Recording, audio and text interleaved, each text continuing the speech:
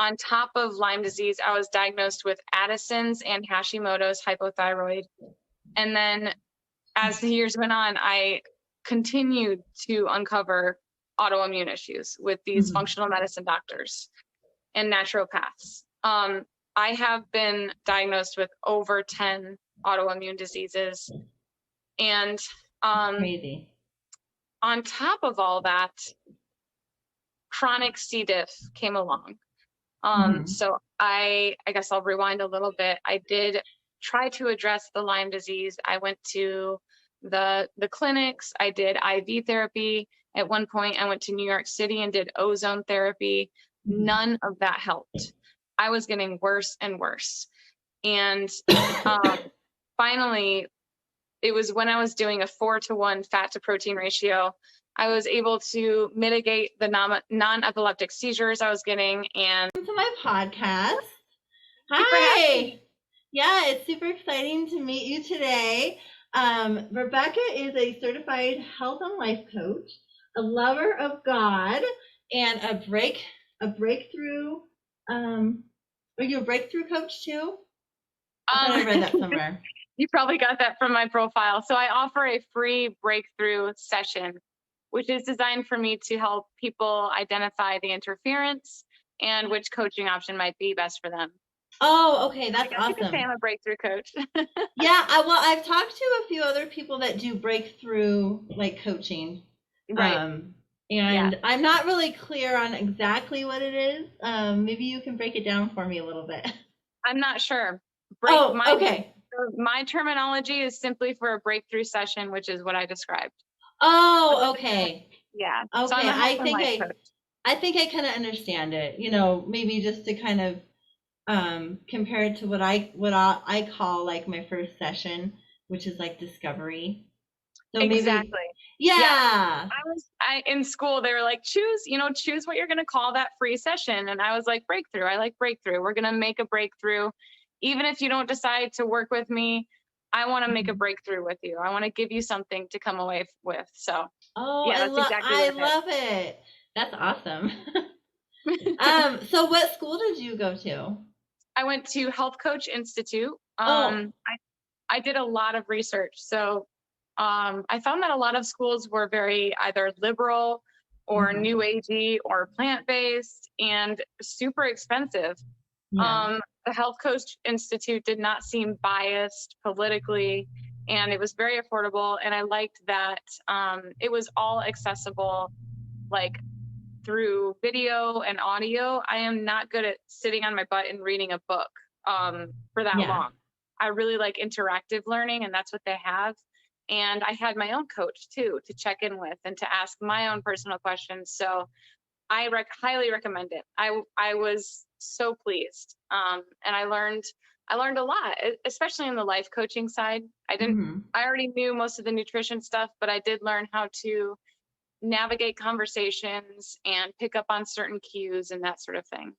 Oh wow, yeah, that's super valuable. Yeah.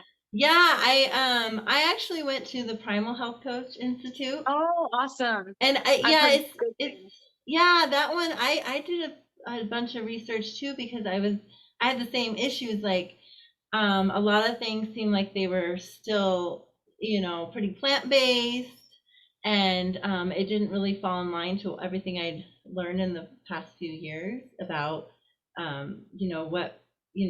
what really truly helped heal me. And it was a lot different, but like Mark Sisson and his whole program, that really fell in line with what I was really finding to be true, like the ancestral kind of approach.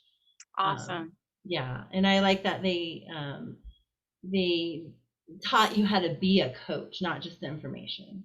So exactly. That's what I took away. It was like, I don't know how to do this. That was the main thing I went to school for, was being in those shoes. I had a lot of knowledge, but I needed help, administering it to other people. Yes. Yeah, and that's so important, because we can have all the knowledge in the world, but if we can't like kind of break it down for people and show them how it can be applicable to their life and their situation and all that. Right. Well, we're here to talk about you today, though. What kind of struck me, I think I first heard you on a few podcasts that I'd been listening to, like Jimmy Moore. And, I listen to a lot of keto podcasts and carnivore podcasts. But what really struck me, is when I saw your pictures. And I was in a few actually Facebook groups, and I think that's the first time I saw. Oh, wow.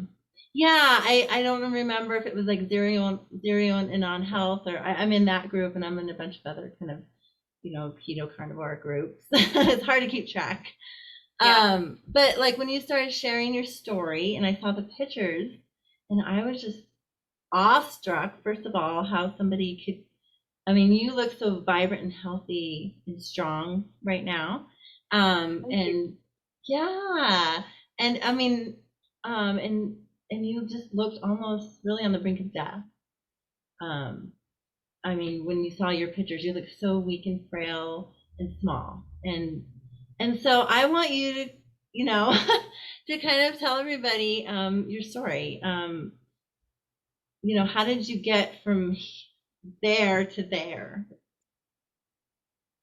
So those pictures, even the one where I looked the worst, that was only 2 years ago. That was May of 2019. I was 69 pounds. My story begins in 6th grade. So I was diagnosed with osteoporosis in the 6th grade. And all throughout my childhood, I was always getting sick. I had asthma like before I could ride a bike. But I was always getting sick, always being put on antibiotics, um, really low immune system, really bad digestive issues that I didn't talk about until high school. In 7th grade, I ran into very severe mood disorders, ADHD, OCD, insomnia, depression, narcolepsy. And these were really serious. The OCD was crippling, the anxiety was crippling, the ADHD was, I mean, if anyone knows what it's like who actually has it. But it is entirely nutritional. Mm-hmm. So I was put on Adderall, clonazepam, and Ambien. And I took those for 13 years. And the dosages just got higher and higher and higher. At one point, I was taking 2 extended release 40s of Adderall per day. And that still was doing nothing. And that was a problem. I was not sleeping, even taking the Ambien. I was not sleeping. I would go 5 days. I did go 5 days without sleeping on multiple occasions. I I did go through a really, really traumatic breakup right after high school. And I lost a ton of weight, not because I was trying to, but because I just lost my appetite. That's when I stayed up for 5 days at a time. I was totally numb, and my heart was broken. That was my first real heartbreak. And I really believe that it triggered my immune system. But I started to heal from that emotionally, and I started working at Whole Foods, and I got into another relationship, and then I would get hives, breakouts in hives the size of grapefruits on my legs, my upper legs. It's like, this is weird. And I'm just, popping pills still, living in a basement full of mold, and, just totally aimless in my life. I should also mention that I moved around a lot as a kid. So my family has moved like 8 times, I think. And I left my childhood in 6th grade. So in 5th grade, and then in 6th grade, I was diagnosed with osteoporosis. But that was really traumatic for me. And I was in one school to the next, living in hotels at one point. And I do think that plays a role in the autoimmune issues that I contracted. And they were not diagnosed until after high school. So I was actually engaged in 2017. I was graduated high school. I was in real estate, working full time, and trying to keep up with an apartment that my fiance and I were going to live in. And I started having suffocation attacks right after wisdom tooth removal surgery, to the point where I was taken to the emergency room. My entire body would be so tense. I literally, like, my arms would be, glued to my side, could not unclench my fists. I couldn't breathe. They had to roll me in a wheelchair. And this happened so many times, more times than I can count. And finally, my parents were like, we can't keep taking you to the emergency room. We can't keep coming over to your apartment to massage you, because that was the only way for me to come down from this. So the relationship fell apart. Not just because I got sick, but largely because of it. And I do take a lot of the blame, because I was not in a place where I could handle any of that anymore. Neither was he, but separate issue. Yeah. So I moved back in with my parents, and it was at that point that I decided I've got to get to the root of these problems. These medications are not doing anything anymore. So I decided, even if it kills me, I'm going to try to get to the root of the problem, because even these Band-Aids won't cover it up. So that's when I embarked on a stricter version of the ketogenic diet. I had already been doing keto for 15 years. I grew up doing keto. Oh, wow. Never ate the standard American diet. So my aunt, I'm not going to use her name, but she is extremely knowledgeable, extremely versed in keto. She taught me a lot of what I know. And she really poured into my life in big ways. And she was my support when I was decided to get off of those meds. Yeah. So that's when I started a much stricter version of keto, actually, dialing into my macros, doing a very high fat, like 4-to-1 ratio at one point. And then I started seeing functional medicine doctors. And that's when I was diagnosed with chronic Lyme disease in 2017. And that was just wild, that season of my life. And then also trying to get off of those meds. The clonazepam was the worst. Adderall was hard, but not a big deal. It's like, quitting coffee. I was already fatigued anyways. The clonazepam was really hard. And those withdrawals lasted for 2 years. It was a nightmare. On top of Lyme disease, I was diagnosed with Addison's and Hashimoto's hypothyroid. And then as the years went on, I continued to uncover autoimmune issues with these functional medicine doctors and naturopaths. I have been diagnosed with over 10 autoimmune diseases. And crazy.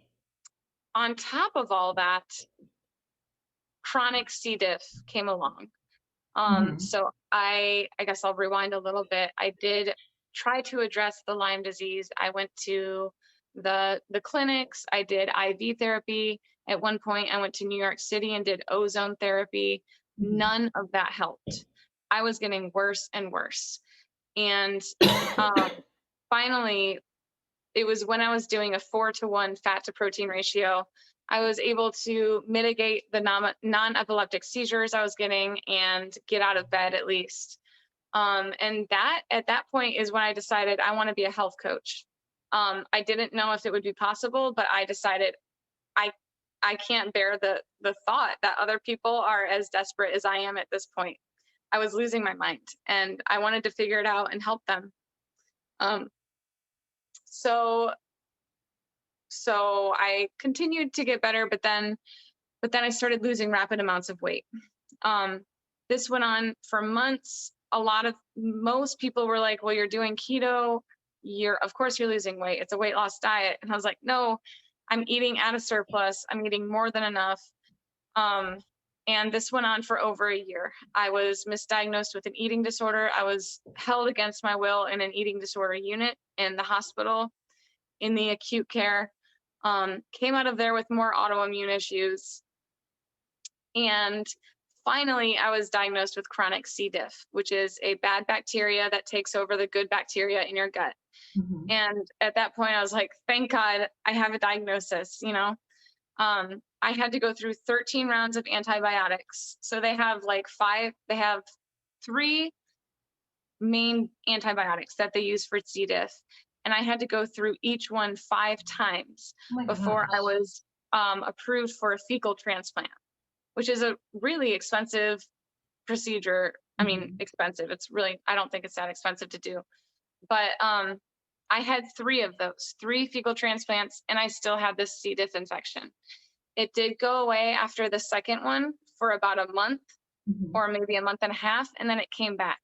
And I could feel, I mean, almost the moment I think that it came back. I mean, when you have C. diff, you know there's something going on in your gut. You're on the toilet all the time. It does not feel good. So yeah, it kept taking over. At this point, my relationship with my family is trashed. They all thought that I had an eating disorder. I lost a lot of really good friends. I didn't have a life. My life was survival mode. And so I went on to eHarmony, and I was entirely transparent. I said, doctors say I shouldn't expect to live past 30 years old. I'm really sick. I do have faith. I'm believing for the best, but I want to meet someone. I don't want to be alone in this. So I did meet someone, and I made a very stupid decision and picked up everything I had, moved to, right outside of Chicago. And this person ended up being a narcissist and abusing me. So here I am, 69 pounds, not in contact with my family, and dealing with domestic abuse. So I was calling all of the women's shelters. They were full.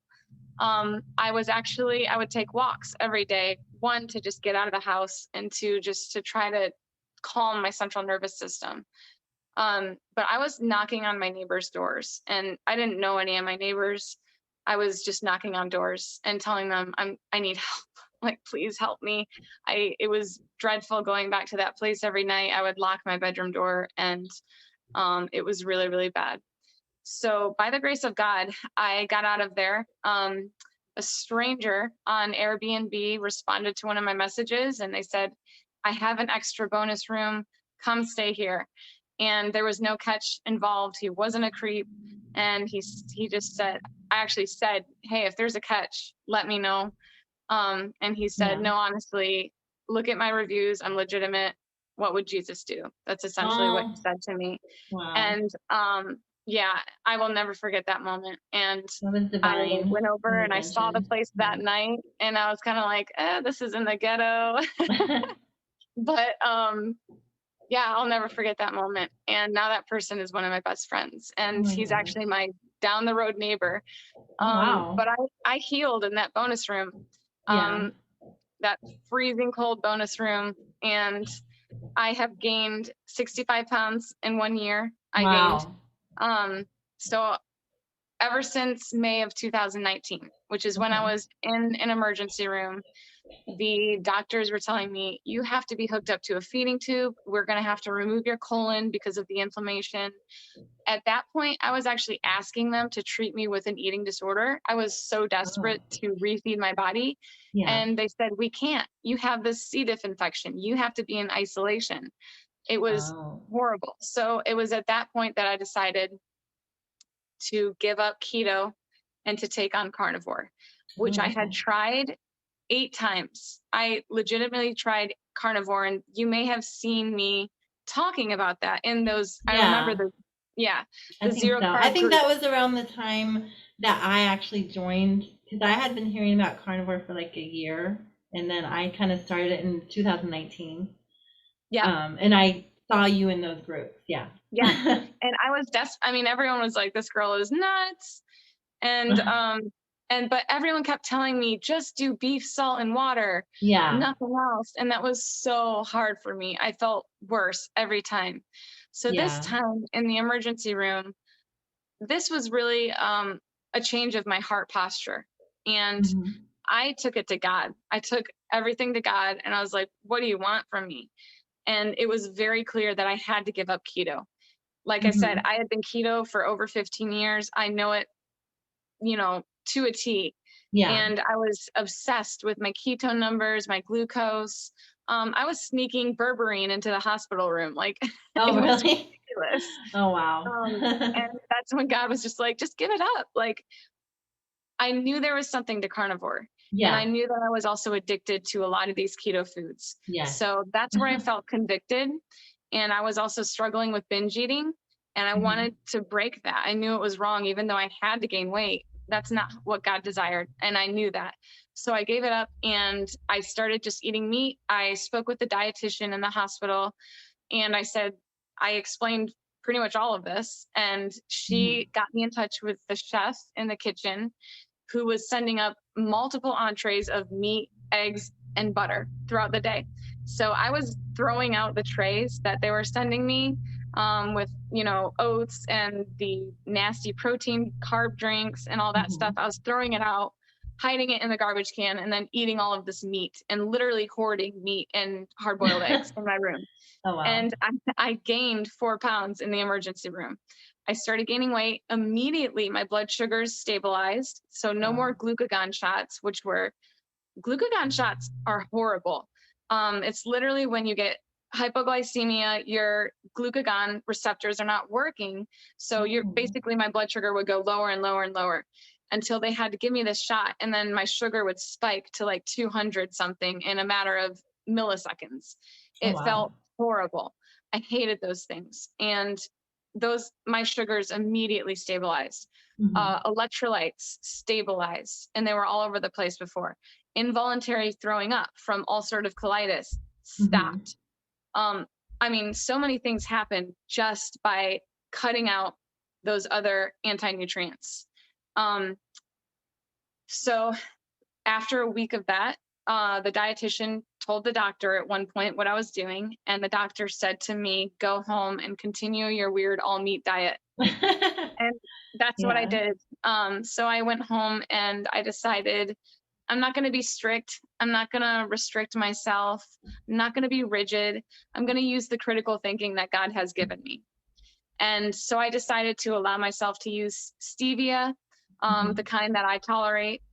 And I allowed myself to use dairy in the beginning because I needed to eat at a surplus. I knew it was addictive, so it was helpful. I used spices, so I was making carnivore cheesecake and pizza and stroganoff, but it was still animal-based. It was still cutting out all of the plant oils, all of the vegetables, and I needed to do that. Within 2 weeks, my mood and energy improved significantly. So even in under the same roof as this guy who was verbally hardcore abusing me every day, I came back and I was like a new person. It was like, I'm not dealing with this anymore. I had momentum. I had a backbone again, and I was not intimidated by him. And I knew that I was going to get out. So, a couple of weeks later is when I reached out to that person on Airbnb and got into that place, and that's where I healed. So that's pretty much what happened. Wow. I can't even, I don't know where to start.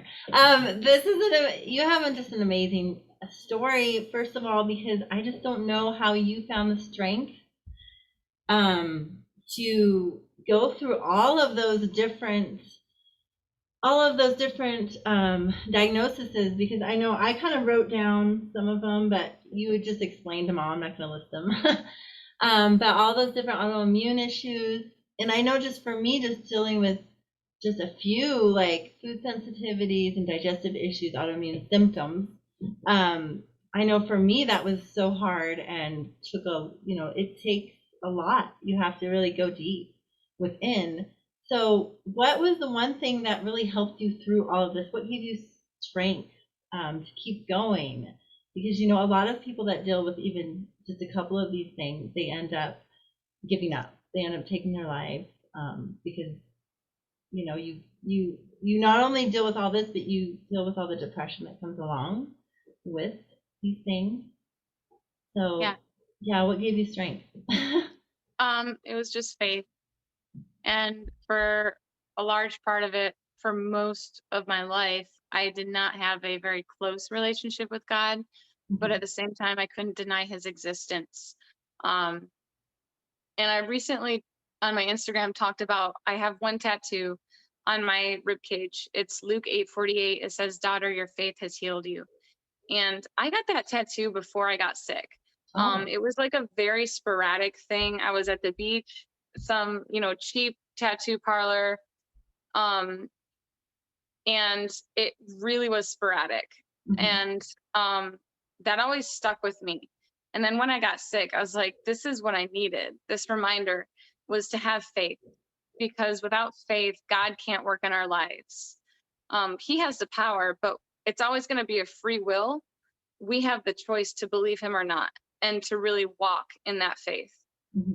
So I was not obedient to God in a lot of ways. Like, I struggled with addiction to the keto foods, and it's not like I was, snorting cocaine every day, but I was definitely not living in a place of seeking God and his will in my life. I was trying to micromanage. I was a control freak. My relationships were, like I said, they were trashed. And what kept me holding on was knowing that God loves me, and just believing in what he says about me. And even though I lost most of my relationships, he always provided. Whether it be a stranger at the gym or the grocery store, or an older woman who I would go walking with, it just that's honestly what kept me sane many days. And that's what I looked forward to. And then I would go back home and be in turmoil with myself. And that went on for a long time. So I will just say, by the grace of God, mostly. Yeah. Yeah, that's amazing. Yes, I agree. Sorry, my dog is going off. I can't believe he can bark that loud. He's so little. Oh no, I have an older dog. Oh, Yeah, gotcha. she's out in the living room. So she's 11, and yeah, so she barks at everything. I think she's done. Okay. Oh no. No problem. But yeah, I really feel like we have these divine interventions that come along our path. And a lot of times when we're like stuck in this fight or flight, we're stuck in this illness mode, when we're being attacked, our body's being attacked, right?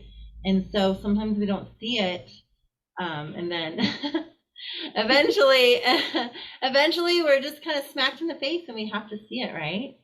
Yeah. And we have these little helpers along the way that help us kind of see the healing path,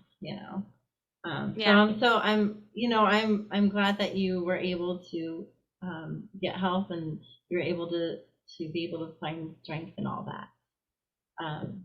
So how is your relationship now, like with family or friends? Oh my gosh. God has redeemed times 100 and delivered. I mean, my mom just visited, and we have never been closer. Wow. We were like cracking up, crying, laughing in the grocery store. We spent every moment together, and I talk to her every day. And then also my friendships. God has put people in my life that, like, I'm a part of a church now, and I will say it has taken me 29 years to find a church that I actually felt welcomed and really known. But I feel like I've known these people my whole life. And that is something that I've always longed for. This person from the Airbnb, I know they will be a lifelong friend, 100%. And I've met so many other people through them, and just God really does provide above and beyond. He has filled my life with so much richness and fullness. And I wake up every day just so grateful. Yeah, that's amazing. Now your path to healing, how does your diet look like, in the beginning as opposed to now? I know mine's changed. When we're doing a protocol, or we're kind of in this healing mode, we have a different diet that we need that's going to nourish us, and kind of get rid of, kind of heal us. So explain, what does that look like? So in the beginning, I was at like a 4-to-1 fat to protein ratio. Oh wow. Only animal foods though. Yeah. And only animal fats. And then I worked it closer to a 2-to-1 fat to protein ratio, and I did that for a long time. And my hormones healed, hypothyroid improved. My labs are now textbook perfect. And in the fall of last year, I did my first high protein experiment where it was like 50 grams of fat, 200 grams of protein, or more. And surprisingly, I did really well with that. And so now I actually eat very high protein. Yeah. There are days that I do very high fat. I maintain high protein with fat refeeds, just, with my cycle, with recovery, whatever my body is telling me to do. I'm extremely intuitive with that. But I prefer high protein. I'm also doing CrossFit now. Oh, wow. I'm like doing things that I never ever thought I was cut out to do. Yeah. And I feel really good. But I didn't do the high protein until my hormones were 100%, and my energy levels, my sleep, all of that was 100%, and all of my autoimmune markers were gone. Otherwise, I would have kept the higher fat consistently, because I do think that it's really significant for healing, for really tuning into the central nervous system. I think it's really important, that fat. But now, it's much higher protein, and I do include other foods now. So I eat mushrooms, garlic, fresh coconut, Greek yogurt. I have lots of sparkling water. But the majority of what I eat is still animal foods. So I eat a lot of goat and veal and lamb. I get all of my meat from one place. They are incredible, and I will forever share them with other people. It's Billy Doe Meats. Oh, it's just yeah. they're I've just heard of them. amazing. They are amazing. Unbelievable. And so that's what I eat. That's what I thrive on. I do eat organs. I love heart. I eat liver. I eat kidney. Don't think it's necessary, but for me, it's variety. I love variety. I have carnivore brownies. I have carnivore ice cream, custard, waffles. These are things that make this sustainable for me. If I had to do beef, salt, and water, I would just rather not eat at all. Yeah. Honestly, like, I need variety. I need to feel like I can be human. I am the same way. I think for me, like, I did a year of just carnivore. And yeah, I got kind of bored, and then I felt that I could add stuff kind of back in later once my gut was kind of healed. But I've seen a lot of your recipes on your Instagram. Like, I really am intrigued with the carnivore ice cream. You have to try it. It's so good. Well, I've tried a version of it. I haven't done you put protein powder in there, don't you? Yeah, that's the basis of it. Okay, yeah. Yeah, so, it's dairy free. Yeah, so I need to try that. Yeah. It's good stuff. It's just the protein powder is made from beef protein isolate. So it's essentially ground beef in chocolate, vanilla, and strawberry form. Oh, okay. So you can make a lot of things with it. Yeah. Yes, I'm going to have to try that. Yeah, it's good. Yeah. Well, that's amazing. Yeah, I think that along our journey, we kind of changed a little bit depending on like where we're at with the healing, process. Definitely. And it's, I'm not like, I don't agree with being dogmatic with any diet, like I kind of am along the lines of like eating more ancestrally and, seasonally a little bit, depending on what you can handle though. You have to know you have to know yourself though. Right. I think that there's a point where we do need to kind of be invasive, like avoiding certain plant foods, even though our ancestors may have eaten berries. I think there's a time to avoid them if it's a trigger for someone, or if they're not completely fat adapted. But once you are healed and your hormones are regulating, I feel the same way. There are periods where, especially in the summer, my appetite drops off. And I do eat, I had a whole thing of blackberries a couple of weeks ago. I don't do that every day, but it's definitely more natural. And in the winter, I'm definitely craving fattier meats. But I think that changes with healing. I agree. Yeah. It's crazy because in the beginning, I felt ravenous. I felt like I couldn't eat enough, and I was eating pounds and Yeah. pounds like of meat and Yeah. fat. And now I'm kind of like, I don't want fat like right now. Yeah. Isn't that crazy? I was just telling Yeah. someone about that. They're like, it's like, I can't stop eating. And I'm like, you need to honor that hunger. Like, Hmm.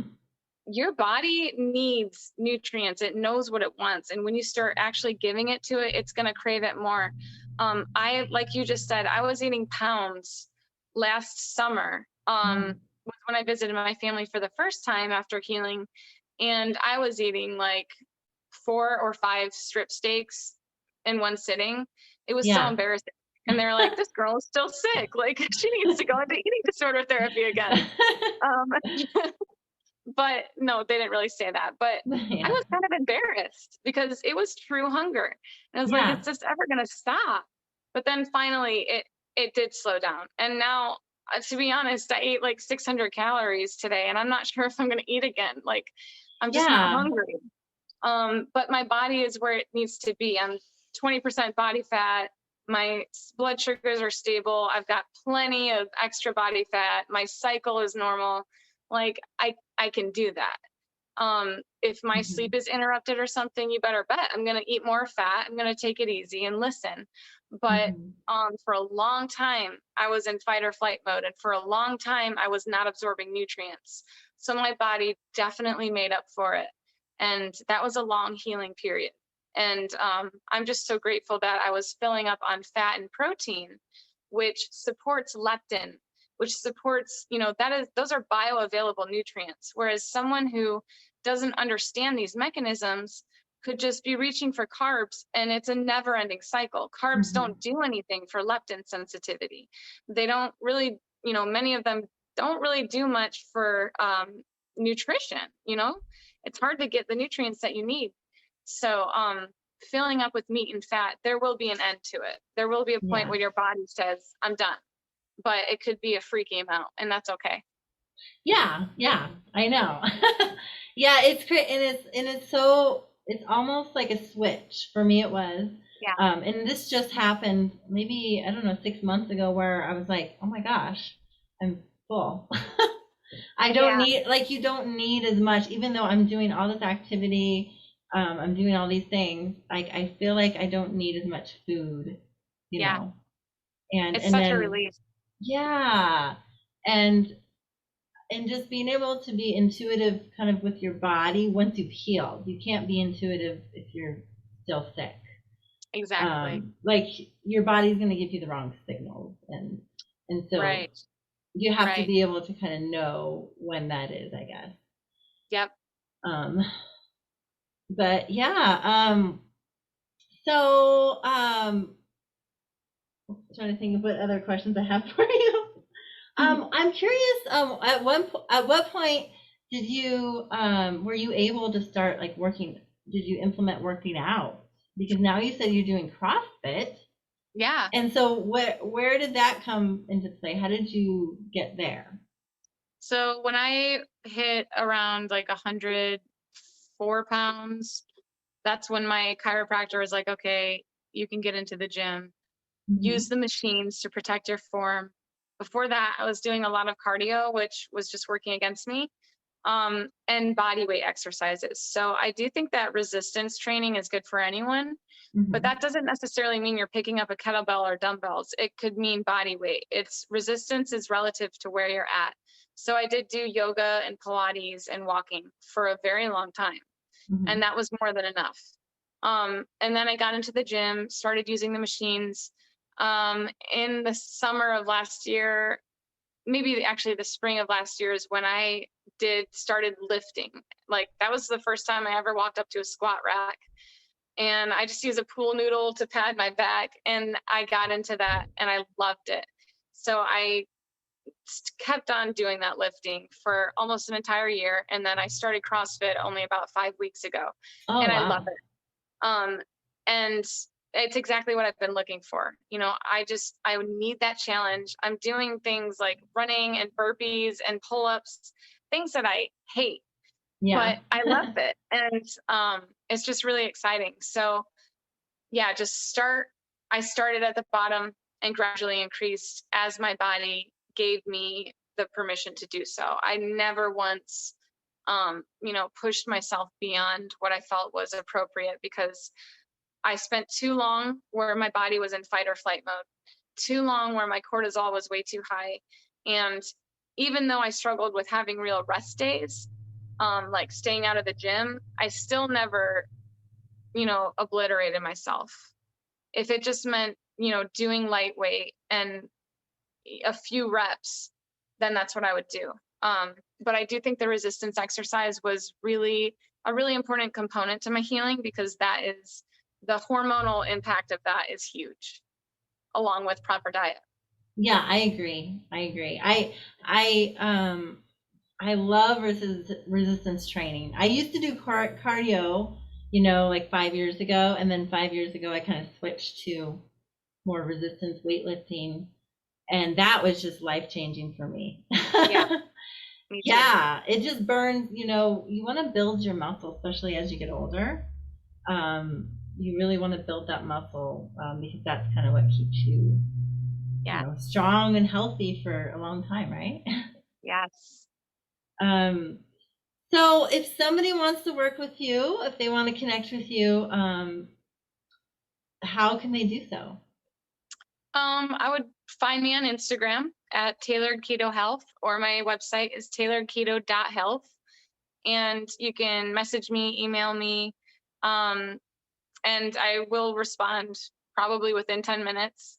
Yeah. So that's it. Yeah, I'm here for it. I really am. This is my full-time job. I want to efficiently help as many people as possible.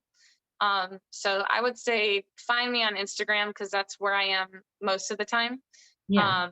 So yeah. Yeah, that's awesome.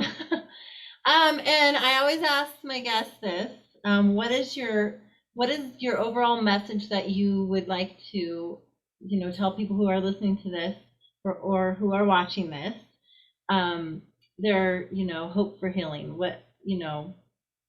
Give us a message that you want to portray. You said it. There is hope. Um, no matter how hopeless your situation might feel, you're not alone in that, and there is hope. And it could be a lot quicker than what you might be thinking. I also want to encourage people to really take their thoughts captive, because we can get stuck in negative thinking patterns and harmful belief systems that really do manifest physiologically. So, one, there is hope, and two, have faith. Reach out, ask for help, and it is going to be hard. But what's harder is giving up and feeling like crap. But I really don't believe that there is any uncurable diagnosis. Nothing is impossible with God, and doctors are still learning. I was told that I wouldn't live past 30 years old. I have overcome chronic and multiple uncurable things. And I know many others have, and I have helped other people to do so. And it's just a matter of removing the interference and providing the proper foundation. You are fearfully and wonderfully made. There is hope. It just might not be what you were thinking. So don't give up. I know that's cliche, but it's No, like no, the truth. I love that, because a lot of times when we're in it, we feel so alone, Yeah. especially if we just, maybe we don't, like, I never had a diagnosis really, but I knew something was not right. And some of us don't ever even get a diagnosis. We just get told, oh, Right. the labs look fine, you're fine, but you're not. Yeah. And even if you do have a diagnosis, you're, like you said, you've been told by doctors, oh, you're not going to live that long, and they're telling you to give up, basically, but Right. they're telling you to give up without saying it, right? Yeah. And it's like, why? We have such a messed up system. Yeah. And so I know that you've already helped a lot of people just with your story. So I know you're going to help so many. Yes, yes. No, you really have. And you're going to help so many other people too, through your coaching and all that. Because sometimes we just need somebody to help us through that. We can't do it alone. So that's right. yes. So thanks for coming on my podcast today, and you truly are rocking your best life. Thank you. And we're gonna help. Yeah, we're gonna help some more people rock their best life. So thanks for coming. Thank you so much.